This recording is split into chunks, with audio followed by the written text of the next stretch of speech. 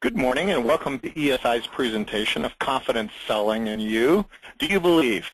Today we're going to talk about something that I see all the time, and that's the person doing the selling, the service advisor in most cases, doesn't believe in their abilities or lacks confidence in their abilities, and it affects the overall sale process. I want you to understand that although we depend on other people to say yes, how you present it and the manner in which you present it has more to do with how successful you're going to be than anything else that you do. So today we're going to talk about us, the salesperson, and how we need to be confident and how to get that confidence. I think you'll find this to be a very interesting seminar. So what is confidence? That's the first question we got to ask ourselves. And Webster says, sure of oneself, having no uncertainty about one's own abilities, correctness, or successfulness, etc. Sure of oneself. That's different than being egotistical or cocky. When I talk about sure of oneself, it's believing in your own abilities to accomplish what we need to do. And in today's world, to sell and to sell at a high level, you must believe in yourself. Don't wait for anybody else to tell you you're doing a good job. Don't wait for somebody else to give you your value. If you're doing this job and you're successful at it to any degree, you should have some confidence. And I think one of the biggest differences between a superstar and the person who just sells service and gets by is how well they believe in themselves. And that's hard to do. We want to be confident. We don't want to be cocky. There's a big difference in those two. Cockiness, people dislike you. If you're confident, you actually make other people like you because they like your confidence level. So this is a big deal to us. And I see a lot of us as salespeople, especially in the beginning, we don't have the confidence to do what we need to do. Your confidence in the presentation of your services has a greater effect on your success rate than anything else you do. When I say the confidence in your presentation, have you ever tried to sell something when you didn't believe what you were selling? Or maybe the technicians told you something and it just didn't sit right in the pit of your stomach, and you called the customer and sold it anyway. You didn't come across as confident. And when the customer senses a lack of confidence on what you're selling them or in how you're presenting it, it's very evident to them. It's very evident in your tone and your personality that comes over the phone. And if it's in person, it actually comes over in your body language. So first, you got to believe in what you're selling. And I learned a long time ago that if in the pit of my stomach it didn't feel right, don't sell it. I went back and gathered more information, asked for clarification, did anything I could to get better information so when I went to the table and sold this, I had confidence in what they were saying. I can't stress this enough. Everybody on this webinar today has probably experienced a sale that they didn't believe in. You're hesitant, you don't project as well, you don't present as well, and it probably cost you some money. So this really is an important side of our business. This type of confidence can't be faked. You know, some things you can fake, but you can't fake confidence. Sure, you can put on a happy face and you can sound good, but your body language and the underlying tone in which you speak is going to show it. So you either believe it or not. And again, there is a fine line between confidence and cockiness and egotistical, and I don't want you to be that. People are put off by that, but I do want you to be confident and not fake it. You know, when you see somebody walk into a room, you can tell they're confident. They hold their head up, they look around, they greet people, they're not shy. Even though they have a level of confidence in their ability to handle things. Having good confidence means when you look at a ticket, you don't go, gosh, I hope they buy this, or whoa, that's a lot of money. You go, this is what I got to sell, this is the right thing to do. You pick the phone up and you call the customer. That lack of confidence is the thing that gives you self-doubt. And when you doubt yourself, people know it. So I want you to have a level of confidence. And by the way, this works through everything in life, whether it be sales or meeting people, asking somebody out, asking somebody to marry you. If you don't have a confidence level, it shows, and it will affect the answers. And always the biggest factor in confidence is you. How you do things, how you handle things, and this is something that you have to grow with. Very few of us were born with this level of confidence. it's something you learn. It's something you practice for. It's something that is taught. So that's what we're going to try to do today, give you some tools to help you gain some confidence, become better at what you do, believe in yourself a little more so that this comes a little bit easier to you. So how do you gain confidence? You train for the job. Become a student of people and sales. I'm a very avid book reader. I don't have a lot of time to read anymore, so most of the things I do, I get books on tape. Very rarely am I in a car for more than 10 or 15 minutes that I don't have something playing other than music. Don't get me wrong, music's okay, but I'm trying to learn something new. I have a list of books to read that is probably 100 books long. Every time somebody tells me something about a book, I put it on the list. Sometimes I put it at the top of the list because they recommended it so highly, I go right to that next time I'm looking for something. But also, train for the job means that when you're around other salespeople, whether it be in your industry or any other industry, you're actually listening to them and you're trying to learn from them. You're learning from other people in your business or other people in your chamber of commerce or your automotive association. Any place that you can learn something from somebody, you're getting that. And I also want you to look outside your industry, like I said, for other things. I'll be honest with you, I read a couple of wonderful articles written about the funeral industry. And, boy, you talk about hard sales. That would be a difficult sales. A lot of emotion there. But there were a couple items that I was able to pick up out of that that apply very well to any business. So become a student of people and sales. Learn how to people watch, body language. All of those things will help you become a better salesperson. You got to stop believing all the negative, and of course the customers. First of all, there's too much negativity in the world. I recommend that you don't watch the news and you don't read the newspaper before you go to work. All of that news is typically negative. What's on the front page of every newspaper? All the negative things that happen. If you want to read the feel-good kitty rescued from the tree stuff, you got to go back to section 5. Same thing with the news in the morning. It's bad, bad, bad, bad, bad. So we kind of go to work predisposed to have a bad day or to expect bad things to happen.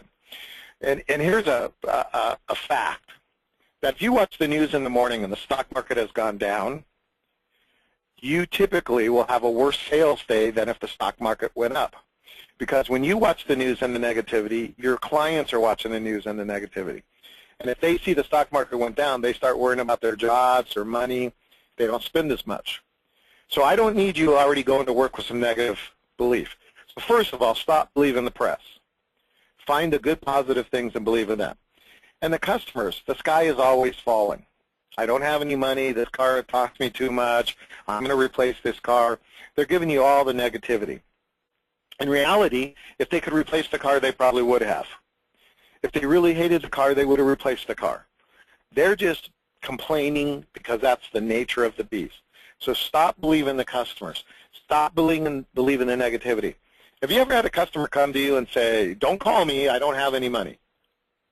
You know what? That's the first customer I call.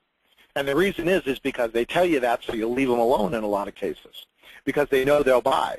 So me, I just hedge my bets and I call them first and I usually get the sale. So don't believe the customers. Believe in yourself. Understand that we all have doubts about our abilities. We all second guess ourselves. We all worry about whether we can do that. We all will at times look at a repair order and go, whoa, that's a lot of money. But you got to have confidence in yourself. You got to believe that you're going to sell this. You have to believe that the customer trusts and believes in you. Pick the phone up and do your very best job. And if it doesn't work, then we can fix it. We can start working on the next sale. But please, don't ever think that we don't doubt ourselves. Even the guys who have been doing it forever, the best of the best, have a little bit of doubt about some sales and some customers and some calls. But I want you to set that aside and stop believing it. Got to talk to yourself. Now, of course, you guys all do this already. Everybody talks to themselves. But let me ask you this. Is the talk positive or negative? That's what I thought. Most of it's negative. So what we want to do is we want to talk to ourselves in positive ways. We want to stop thinking about all the bad things that could happen and start thinking about the good things. I was talking to a service writer one day, and I said, well, just pick the phone up and call them. He goes, what if they say no? And I said, well, let me ask you a question. What if they say yes? He said, well, if they say yes, man, that's great. You know, we made money, and we'll have work to do. I said, why don't you worry about what happens if they say yes instead of what happens if they say no? Stop worrying about the no's. You know, there's an old sales thing that says if a certain percentage of your customers don't tell you no, you're not priced properly, or you're not asking for the sale. So no is not necessarily a bad thing. You're not going to have everybody say yes. But if you could get into the, say, 80 percentile of people saying yes, which is doable, you'll have a much better year. And a lot of that is you believing that you deserve to be in that percentile of 80% of people are going to say yes to you. Positive self-talk, everywhere you go and everywhere you do, starting first thing in the morning. You know, people think I'm kind of crazy, but I truly believe that first thing in the morning you get up, when you're getting ready to go to work and you're looking at the mirror in the bathroom doing whatever you do to get ready to go to work, you should be talking to yourself. And it should be all positive. We're going to go to work today, and the term I used to use was slay the dragon. I used to tell myself, you know, Malin, today's going to be not a good day, but a spectacular day. Today's going to be the spectacular day. We're going to break the sales record. We're going to sell the most work today we ever have. Things are going to go right. We're going to slay the dragon today. I'm going to go to work today and have such a great day. Nothing could make this day bad. We're going to slay the dragon today and really make it work. And I tell myself that, and then I drive to work and I open the door and I'm still talking to myself in that manner. And I'll even tell the guys when they come in, man, we're going to slay the dragon today. I got so much great work lined up and we're going to sell some stuff. And guess what? Pretty soon you start believing it. And when you believe the self-talk, the positive self-talk, guess what? Positive things happen. The world isn't perfect and it's never 100% great. But the more you talk yourself into it, the better your day will be. And when you go to work in that kind of mood, when you go to work pumped up and ready to go, guess who else gets infected by this? Your employees.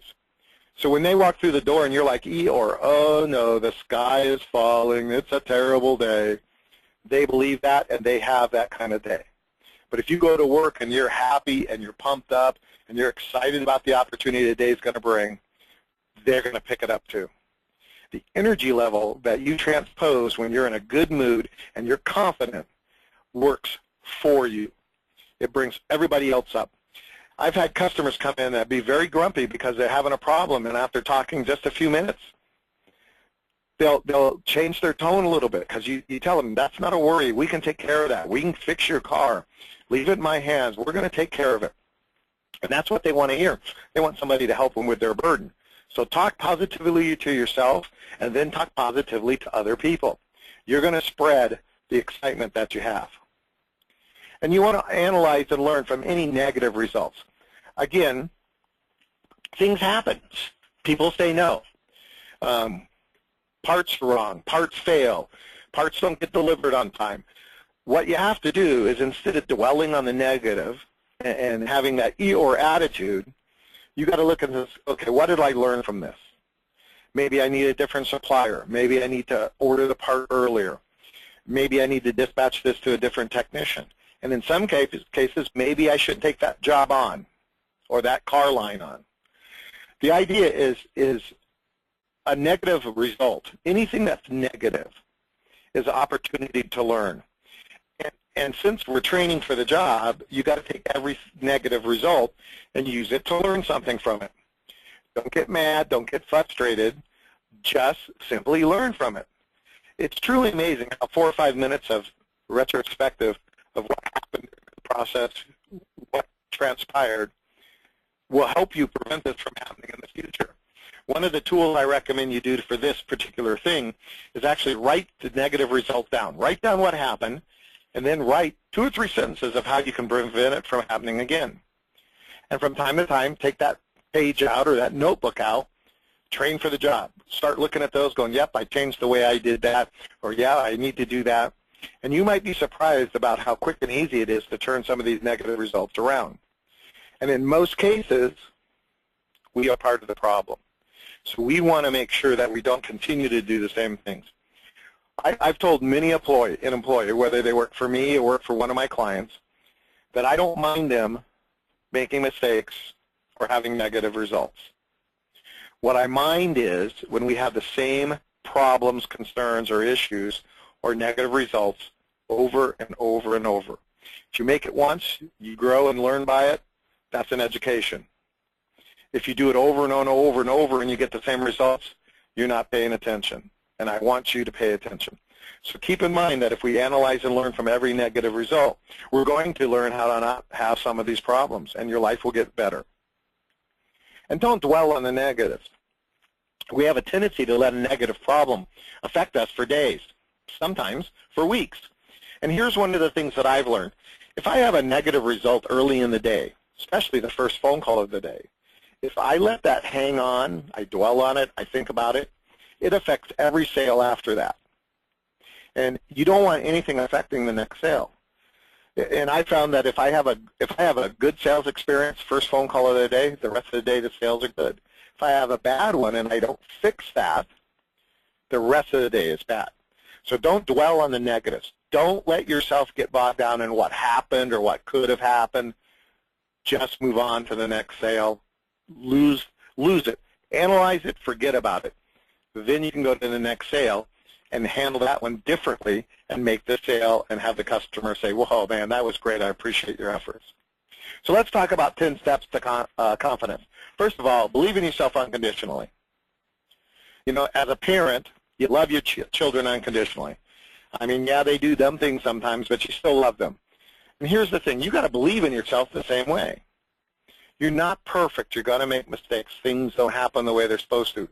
Just believe in yourself unconditionally. You got to believe you can do anything. You can sell anything to anybody. A good sales approach is to have information, provide the benefits of doing business with you, and ask for the money. That's really all sales is. So I want you to think you can do anything.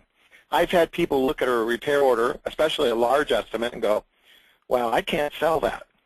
Well, that's true, because you just told yourself you can't. Or you look at a repair order and go, woo-hoo, that's a lot of money. Well, guess what? If you think it's a lot of money, so does the customer. And I know probably everybody out here has said that at least once a week on somebody's car. They go, whoa, that's a lot of money. It's not your money and it's not your car, so it's not your problem. You're trying to solve their problem, which is the car doesn't work, it's broken, whatever. So you got to start thinking you can do anything. Now, I'll be honest with you. I have no problem with sales, but I probably couldn't fly a plane unless I went and took some lessons and learned about it. But it's not something I want to do. So I'm not going to expend my energy to learn that. But what I do expend my energy into is to learn how to be the best salesperson I can, the best customer service person I can. So I truly believe that I can do just about anything at the service counter. And I've had a unique job that kind of makes me feel that way. I used to be a temporary service writer, which meant almost every week I wrote service in a different repair shop. So one day I might be in Southern California, and the next week I'll be in Northern California. Some of these shops, I would write service in 3 or 4 times a year. Some of them, it was one time a year when the people went on vacation. And you got to have a level of confidence to walk into a shop you don't work in every day, work with the employees, work with the customers, and work with the pesky computer system. So I have a level of confidence that allows me to do that. I could go anywhere in the United States, take over behind the service counter, and not have any problem. That's the confidence I want you to have. It takes a long time to get that. You're still nervous about it. You'd still be anxiety about it. But the bottom line is I believe I can go to any service counter in the country and do my sales, make sales, have good customer rapport, have them praise me, good reviews, and pay the price I asked for. That's the confidence level I want you to have. And please, strive to be the very best at what you do. I want you to know that I've done this for 30 years, and I still work at this every single day. And it doesn't matter whether it's the public speaking part of it, or whether it's the sales part of it, or anything else I do. I want to be the very best at what I do, and I work hard at it. The public speaking part of it, I study, I read books, I listen to podcasts.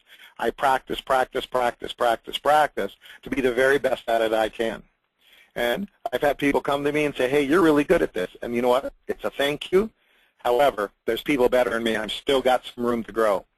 That's the way I want you to think about the job you do. Whether you're a technician, a service advisor, an owner, whether you own a flower shop, a donut shop, an automotive repair shop, you got to strive to be the best that you can do.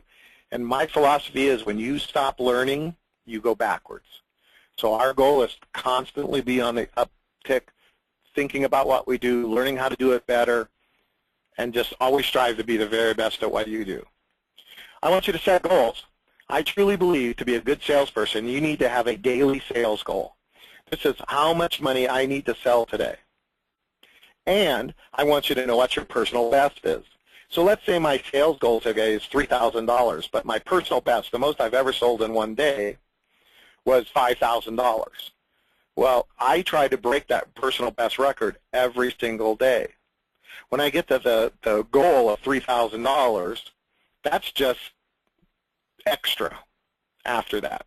So I actually had one of my goals was to actually have sold my sales goal by 11 a.m. every day. So I wanted to come in, get the cars checked out, get the estimates written, get the cars sold, and have my daily sales goal done by 11 a.m. There were days it happened, and there were days it didn't happen until 4 or 5, and there were days it never happened at all. But I was very keenly aware of what I needed to sell every day. So if my sales goal was $3,000 today, and I sold $2,000, well, tomorrow my sales goal was $4,000. Because at the end of the month, I needed to have $3,000 times the number of work days. But you need to have a goal. You need to have something to motivate you, and you need to keep track of it. When I made my sales goal, I would go out in the shop, and I'd let everybody know. I would get excited about this. And a lot of times, I'd even walk out into the shop and spike the repair order. I'd literally, just like they do in football, I'd walk out in the shop, and I'd slam the repair order on the ground and go, booyah! And everybody turns around and looks at you, and you go, we got our sales goal for the day. Now, here's the challenge. Let's see if we can break our record. And everybody kind of laughs and chuckles about it, but they get pumped up, and everybody works harder together. So you got to have a personal sales goal. As a service advisor, you need to have a daily sales goal, a weekly sales goal, and obviously a monthly sales goal. You need to have an average repair order, an hours goal, and you need to have a gross profit goal. But the daily sales goal is the one you need to know pretty much every hour where you're at towards it. CANI. This is something I got from Tony Robbins in one of his classes. CANI stands for constant and never-ending improvement. And the bottom line is I want to get a little bit better every day. Yeah, big improvements are great. But I look at it this way. If I improve one little thing every day, at the end of the year, I've improved 365 things. Whether it's Saturday, Sunday, Monday, Tuesday, I'm trying to improve myself. Either through something I read, something I heard, something I watched, something I thought about and tried. But I'm looking for constant and never-ending improvement. And you think about this. So put CANI into perspective for you. If you sold just one more hour of labor every day, not per car, not per technician, but every day for your store, your hourly rate times the number of days in a month you work times the number of months in the year, how much money is that? It's a huge number. And 1 hour a day is not a big deal. I mean, you could break it down as what if you sold 1/10 of an hour more per day? It's still a huge number at the end of the year. So keep in mind that we're looking for small, constant improvements.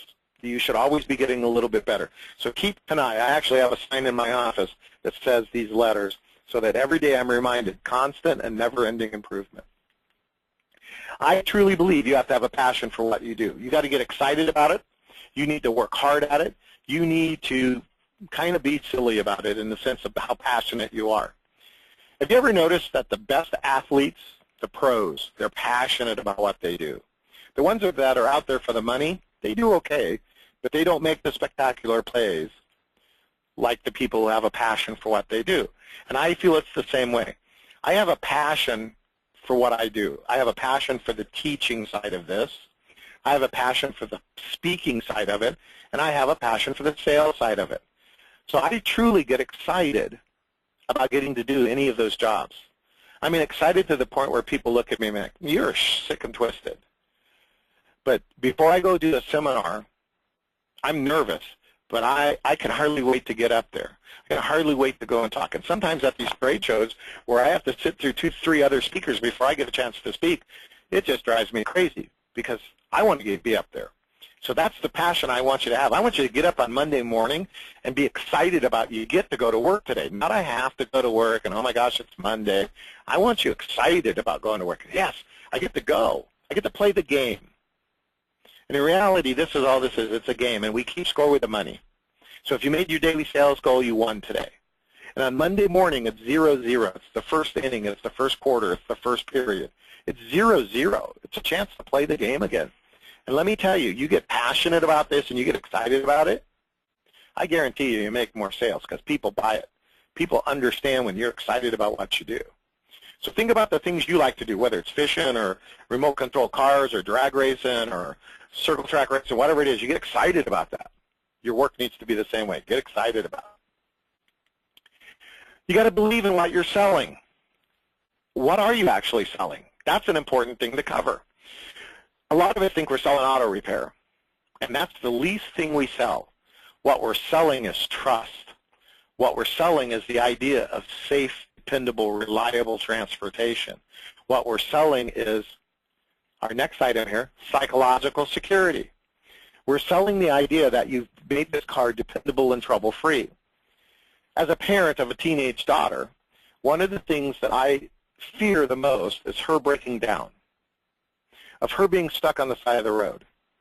So what I want to do is I want to provide my customers that same psychological security of your car is dependable and reliable. You don't need to worry about it. If you do the things I tell you to do, if you do my recommendations, you're not going to have problems. Psychological security is them feeling comfortable with the people they work with. That's trust.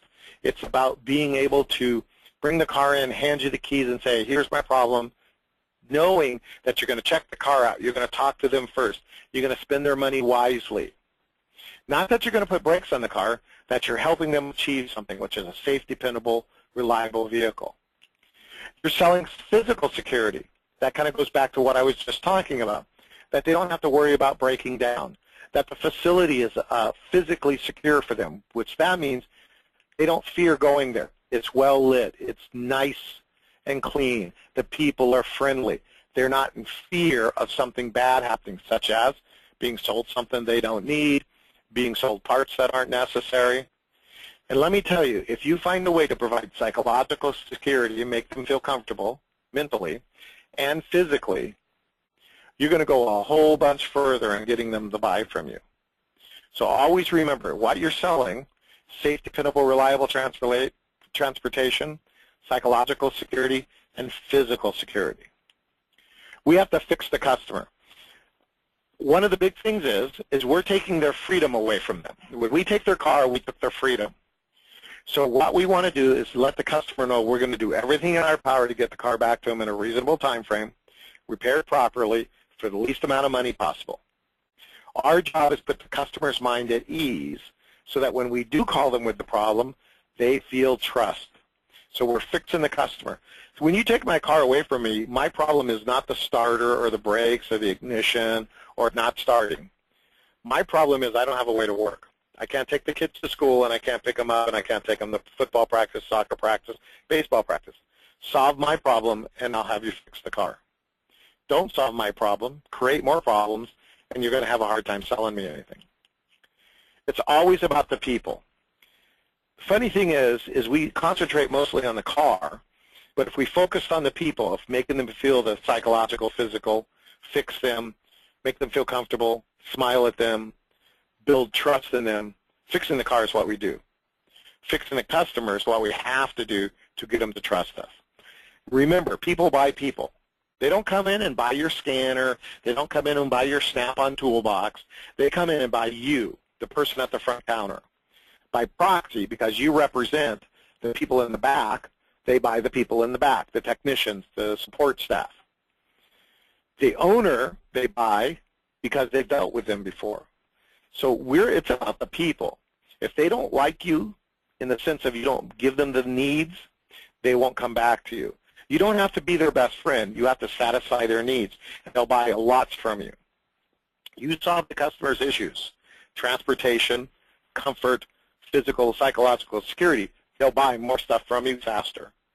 And I think this is when we fail. We are too focused, way too focused on the car and what's wrong with it, and not focused enough on the people and what's wrong with them. So remember, it's always about the people. You got to expect to make the sale. To me, this is a huge thing too. I pick the phone up expecting a yes. I don't care if it's $100 or $10,000. I expect a yes.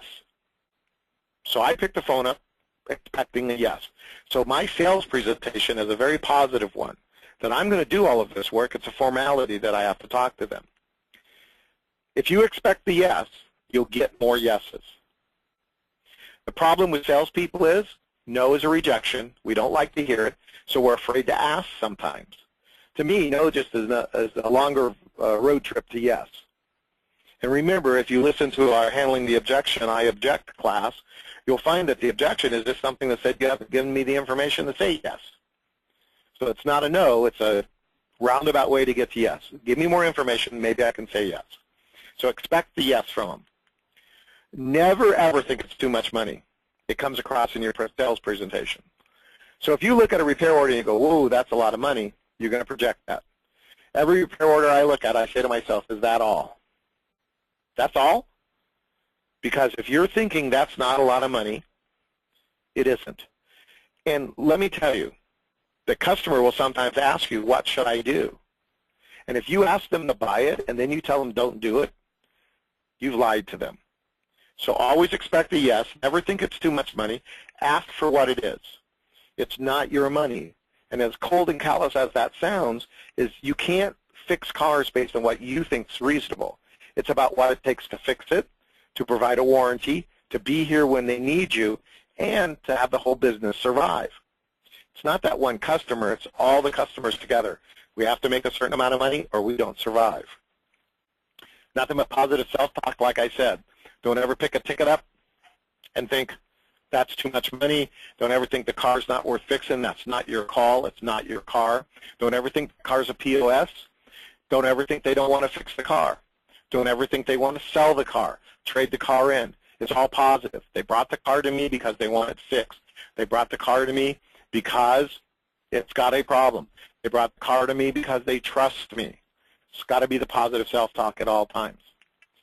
And always speak with confidence. Confidence means that your projection of the words and the words you choose come across as you believe them. One of the things that you run into is we have fill words. Well, the reason we need to do the brakes, and when we start doing that, it doesn't sound confident. Mrs. Smith, I found the problem with your brakes. We need to replace the front and rear brake pads, resurface the rotors. Parts, labor, and tax, including the checkout, it's $427.12. Would you like me to go ahead with that?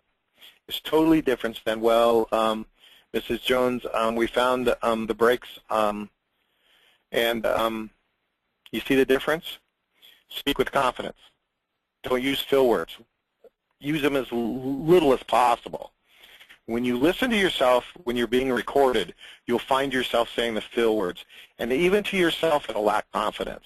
So please practice your presentation. Practice it on your way to work so that you can speak with confidence. Speaking with confidence is nothing more than practice. Saying the words out loud over and over and over and over until they become part of your normal vocabulary.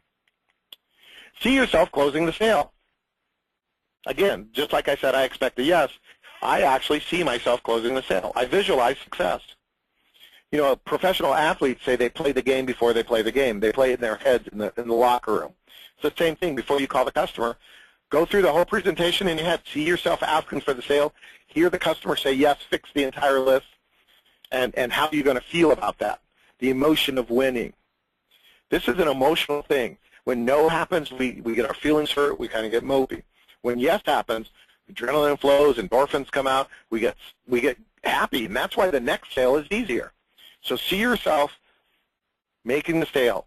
Visualize success. Feel the emotional morning of winning. Relive the yes sales. If you have somebody tell you no and they refuse to fix the car or do the very minimum, don't think about that one. Think about the customer who bought the whole list and how they thanked you when they picked the car up and they paid you. Those are the things you got to remember, not the bad things. You want to analyze the no sales, as we said earlier, analyze the negative results, and let them go. What did I do wrong? What could I have done differently? Could I have said this differently? Could I have handled it differently? Say it again, think about it, maybe make some notes about it so you can study them later, and then let it go. I have people call me, and I ask them, well, what's going on? He goes, oh, man, I had a terrible week.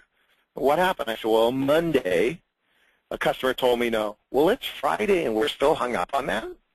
How many thousands of dollars did us dwelling on that negativity cost us this week? So we want to get over the no sales. Let them go. Forget about them.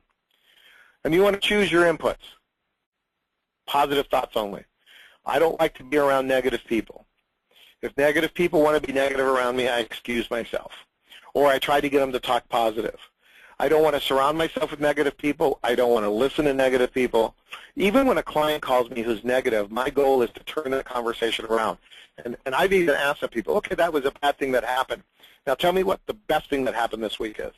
Tell me the good things that happened. We dwell on the bad things. For example, you might have, let's say you have 50 customers this week, and one of them was a pain in the butt. What do we remember? What do we talk about? The 49 good ones? No, the one bad one. You got to remember the 49 good ones, not the one bad one. We have this conversation with our clients all the time. Well, this guy did this. Yeah, but we had this many things happen good, and we had one negative, and we're spending hours on it. Choose your inputs. Positive thoughts only. I want you to have an attitude of servitude. And what this boils down to is I want you to be more concerned with other people than yourself, which also means do things for the right reason. Never put the money first.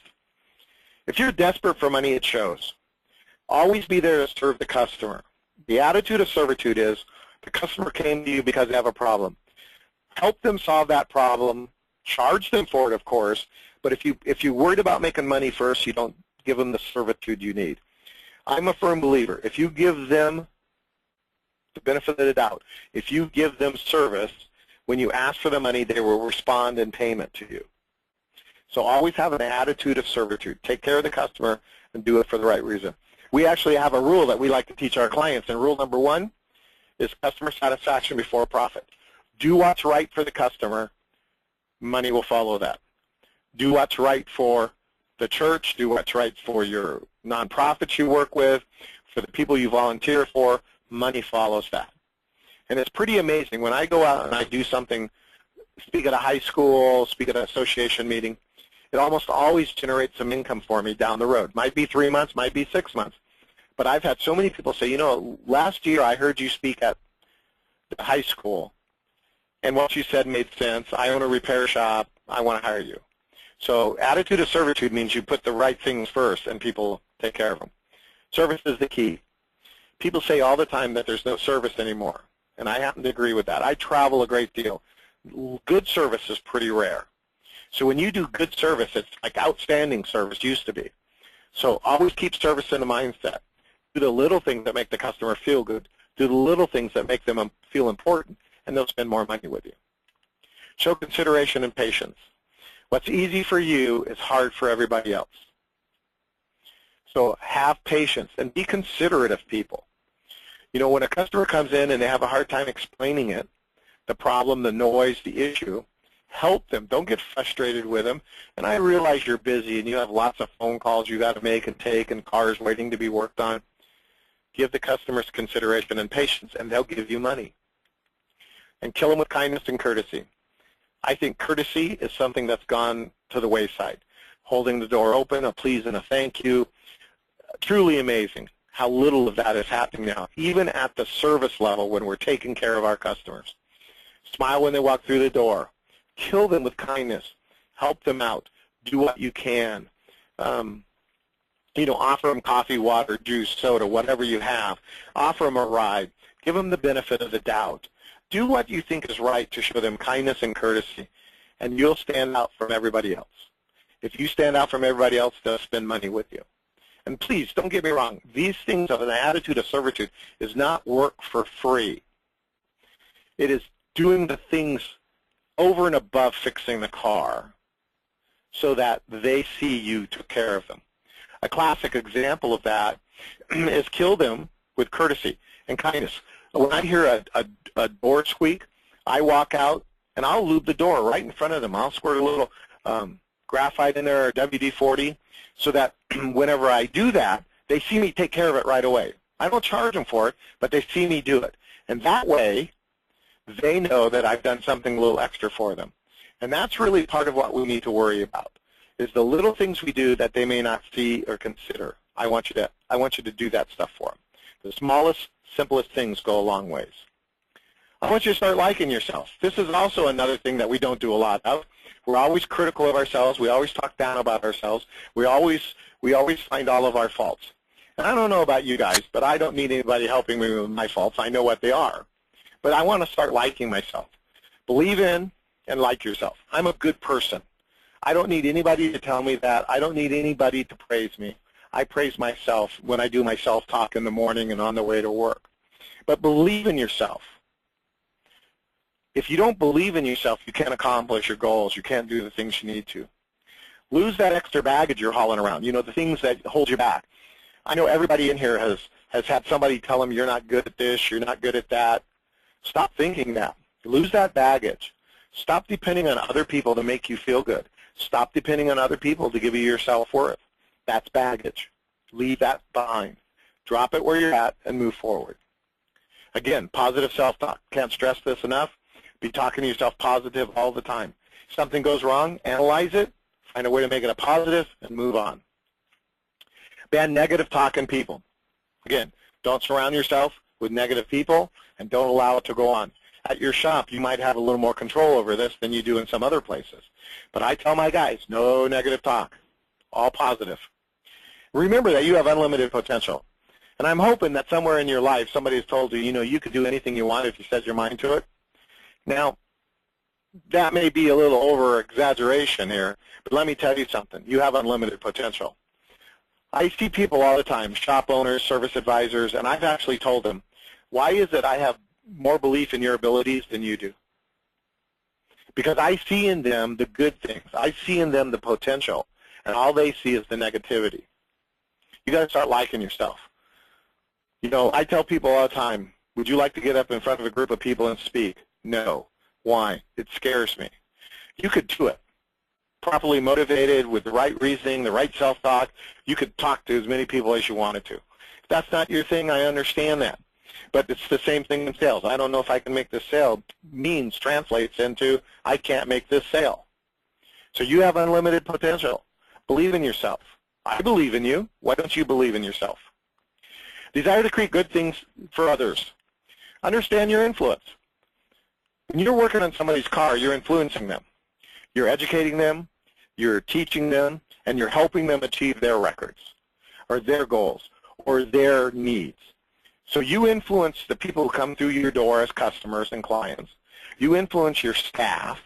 You influence the parts drivers who come in your door, the salespeople who come through your door, the cashier at the service station you go to. You have influence over all these people. So if you come in and you have confidence and you're positive, it influences people. I want you to understand you have great influence, and be confident so that you know that you're helping other people become greater. Always show an interest in others. One of our problems as human beings, we like to talk about ourselves. The best thing you can do to show interest in others is ask a question, tell me a little bit about yourself, and then be quiet and let them talk.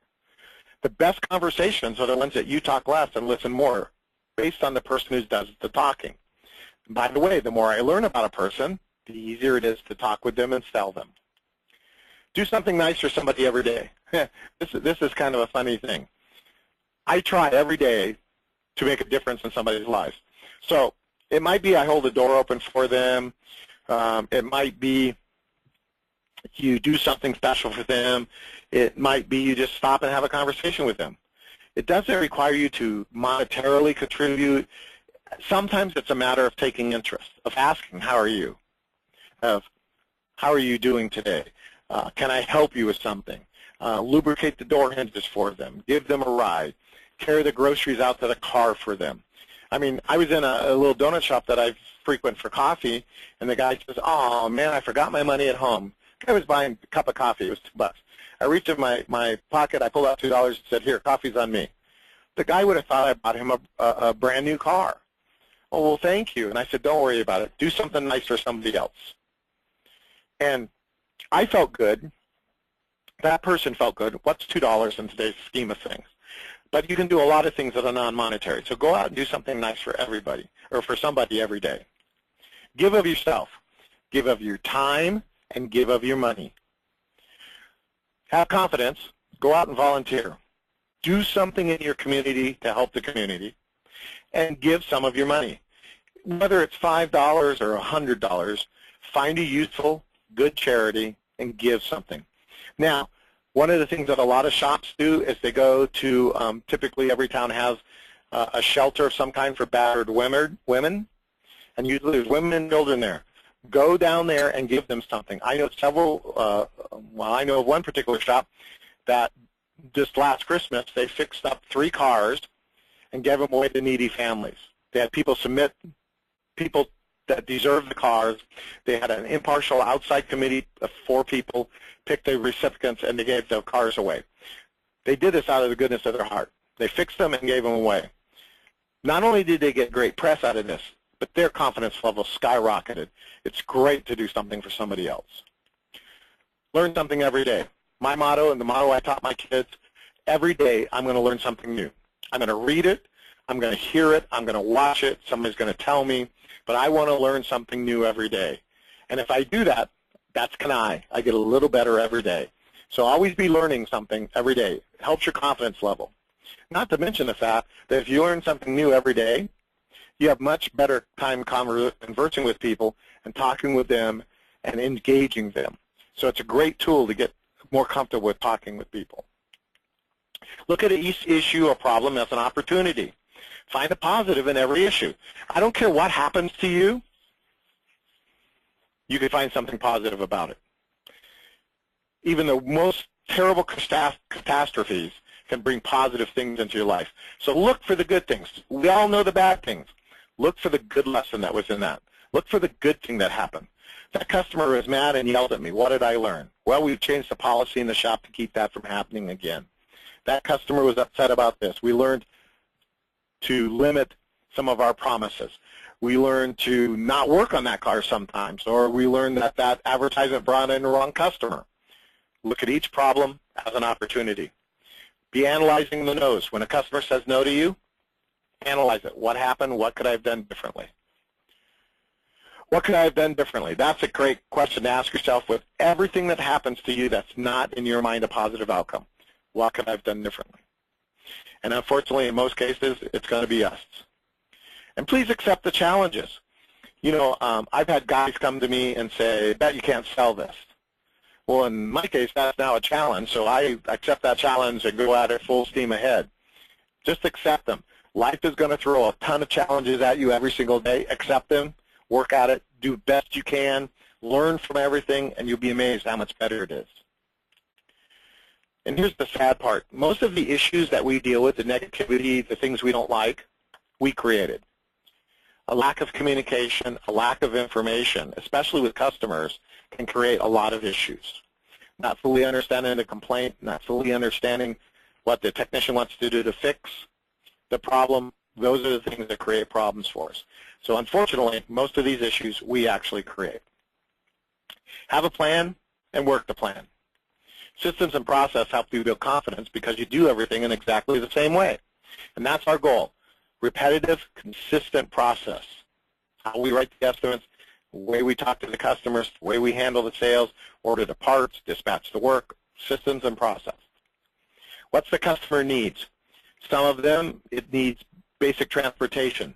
Some of it, they depend on the car for work, for example, so their needs are greater. They have more miles per day, more miles per week. Understand truly what the customer needs.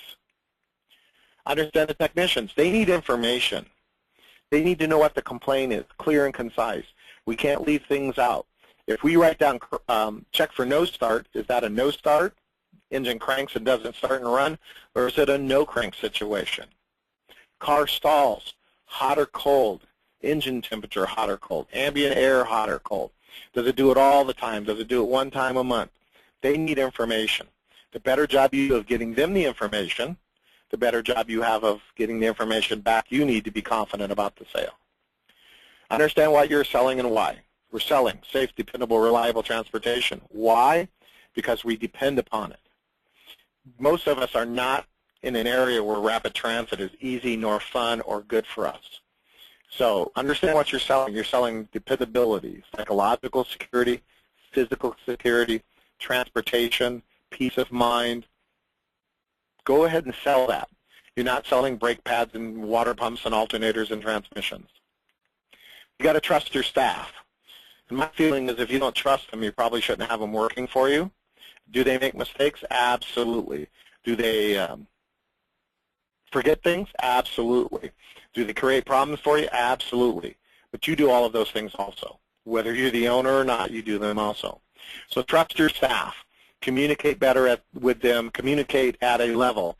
We actually have a class called Internal Sales from the service writer to the technician. It's about that very thing, about the communication between those two parties. And that's a great class to have your whole staff listen to. So be looking for that.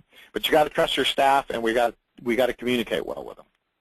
You got to be passionate about what you do, excited about the job, and I mean it needs to be visibly excited about the job. And remember, passion is contagious. Like we spoke, it is about you going out and having a passion for what you do, and then the staff gets the passion for what they do, and they bring it over, and now they're influencing people.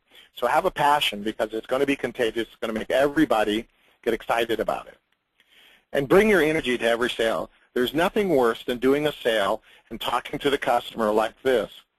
Well, the reason we need to fix your car is that the water pump is leaking. No, bring excitement to this. You know, Mr. Smith, good news is we found the problem with your car. We found the water line. What we need to do is replace the water pump, the cooling system hoses, flush the system, a thermostat, a radiator cap, parts, labor, and tech. You got to get excited about it. Bring energy to it so the customer doesn't think, oh, well, this is just another sale. You get excited about it, and you bring that energy to the sale, the customer will be excited about it. They're not real happy to spend the money, don't get me wrong, but you'll make a lot more sales with energy than you will if you're a monotone, what I call the Eeyore. Passion fuels confidence. If you're passionate about something, remember back maybe in high school when you played sports or football, baseball, basketball, whatever it was, and you were really excited about it and you loved it? Well, because you were passionate about it, it made you confident you could do the job, you could make the shot, you could catch the ball, you could kick the ball, whatever it was. Sales is no different. If you're passionate about it, it'll fuel your confidence. If you're not passionate about it, hard to be confident. And here's the big kicker. If you believe in what you're selling, I mean, you're not just selling it because you have to. You believe that you're repairing the car properly, you're doing the right things for the right reason, that it needs everything that's recommended, you believe in the repair process you're about to enter into, and truly believe that you're charging them a fair and equitable price for it, they'll believe that too. If you don't believe, you show it in tone, pitch, speed, as well as your body language. And they can hear all of that over the telephone, and they can see it in person. So if you believe, they believe. And I'm telling you, and I mean believe wholeheartedly with all your heart and soul, you're doing the right thing for the right reason, you will, I guarantee you'll make more sales if you can do that. But if you don't believe, they're not going to believe. Once you replace negative thoughts with positive ones, you start having positive results. I love that quote. Once you replace negative thoughts with positive ones, you start having positive results. What I thought was funny was the guy who said it. It was Willie Nelson. Just think about that for a minute, folks. Willie Nelson, positive man. I truly believe in that. That's a great statement. Stop being afraid of what could go wrong and think of what you could go right. Again, I think this is a great statement because we do dwell and we worry about the wrong things. Again, when somebody says, what if they don't buy it, I ask that question, what if they do? And I tell you what, I've had more problems with the people who bought the stuff in the sense of now I got to fix it all, I got to do this, versus the people that said no. People say no, I got somebody else to call typically. When everybody says yes, now I got to get the work done. That creates a whole other set of problems for you. Don't get me wrong, great problem to have. But stop being afraid of what could go wrong and think what could go right.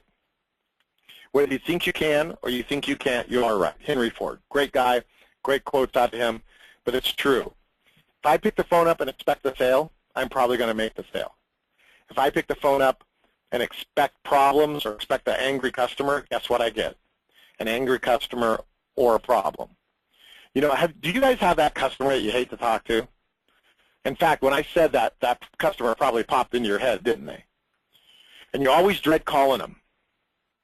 Stop dreading calling them. Actually, consider that guy to be your best customer. Change your tone on the phone, and he'll change his. It's pretty amazing how just a few little thought process change can make a huge difference for you. But you really need to have the confidence to go on. You really need to understand that your level of thought process, of confidence, of passion is going to dictate what sales you make and what sales you don't make. And one of the things I find from most service advisors, especially the ones doing it every day, is we get put through the meat grinder. The customers demand things, the owners demand things, the technicians demand things, and we're kind of in the middle of all this, and it wears us down. And I want you to stop, re-energize, and stop letting this stuff get to you. I need you to get back in that positive, confident, passionate mode no matter what happens. Then we got a much better chance of making the sale. And it's really about you. It's the way you think, your thoughts, your affirmations you give yourself. Those are the things that are going to make the difference for you. Get up every day and be positive. You don't have to go to work and pound your chest and say, I'm the automotive god, but it's okay to say that in the bathroom when you're alone. And talk to yourself out loud. Say the words so you hear them. It makes a big difference. And I think you find if you listen to this webinar, you invest a little bit of time in yourself. You start thinking of positive thoughts. You don't dwell on the negatives. You talk to yourself positively. You learn something new every day, that you'll see a difference in your sales. And when you see a difference in your sales, it will fuel more and more of the same thing. Don't get caught up in the things that didn't work. Don't get caught up in the negativity. Get caught up in the things that work. Be positive thinking at all times. Okay, so now we're going to open this up for any questions that you might have. So go ahead and text me your questions, and I'll read them out loud, and we'll go ahead and share them with everybody. I'll try to give you an answer for that. All right, here comes one from Tim. Hang on one second while I finish this typing. Okay. Tim says, well, this all sounds well and good, but every time a customer yells at me, I get depressed. How do I handle that? That's human nature, Tim. That's the way we all are. So what I tell you to do is actually analyze why that customer is mad. Did we fail them? Did we do something wrong? Sometimes they're just mad at the situation. They're mad at the car broke. You know, we're kind of the last guys on the totem pole here. You know, who knows what could happen this week. So are they really mad at us in the situation, or are they just mad at the situation? Don't take that personally. As hard as that sounds, it's something you get better at. Don't take it personally. When they yell at you, just understand they're venting. Don't get angry back. Don't get defensive. Listen to them, and if it's your fault or you feel it's something you did, thank them for bringing it to your attention and tell them you're going to work at getting it handled so it doesn't happen again. Or you might ask them, what can I do to make it better? You might be surprised how simple it is to solve some of these problems because you simply offer to fix it. A lot of the time, it's not going to be you. It's going to be the situation. So my best advice is don't take it personally. See what you can do to solve the problem, and then go, you know, continue on with the customer. Again, it doesn't happen very often. When it does, it's devastating. You got to get over that. So the second part of this is after you handle it, you got to forget about it. You got to move on. You got to talk positive about yourself. And remember, that was one bad thing that happened out of 4 or 5 different interactions today. Don't let it bother you. Don't let it get to you. All right.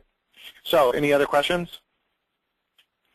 Okay, Zach has typed in that he's fairly new at this, and how does he gain the confidence when he's dealing with things that he doesn't understand? Zach, it goes back to the first question, or one of the first things I said today, is you got to constantly be learning. Got to be a student. So if you don't understand it, you got to find it out. Ask your technician, maybe if the owner's there, the other service writer. Talk to anybody you can to gain more knowledge. And then go out and search for it. Read a book, do whatever you need to gain some information. And here's something that I want you young service writers to understand. You don't get good at this overnight. If you started today and become a service writer today, I'd say if you follow these guidelines about educating yourself, about CANI, all of these things, you would take at least 5 years to be a superstar at this. And I know it seems like a long time, but it does take time to become good at this. And what you need to do is you absolutely need to put in the effort to become better at this. So my challenge to you before we go is to decide where you need the help and go seek that knowledge. Get out there and get it. So, all right, that's all the time we have for tonight. Today we're a little bit over. I just want to say thank you for joining us today. For more information or to purchase additional tools, please visit us at www.esiseminars.com. Again, www.esiseminars.com. And while you're there, be sure to sign up for our newsletter. And then you can follow us on Facebook and like us on Facebook, follow us on Twitter. My phone number is on the screen right now, 866-526-3039. Or you can email me at esi@esiseminars.com. Be more than happy to answer any questions you have or help you out in any way that I might be able to help you out. We do have several different sales seminars available on our website in the store. Just like this one, 1 hour long, recorded live. So please, you can order them. They're very inexpensive. So if you have any questions, go to the website, take a look at that, shoot me an email. I'll be more than happy to help you out in any way I can.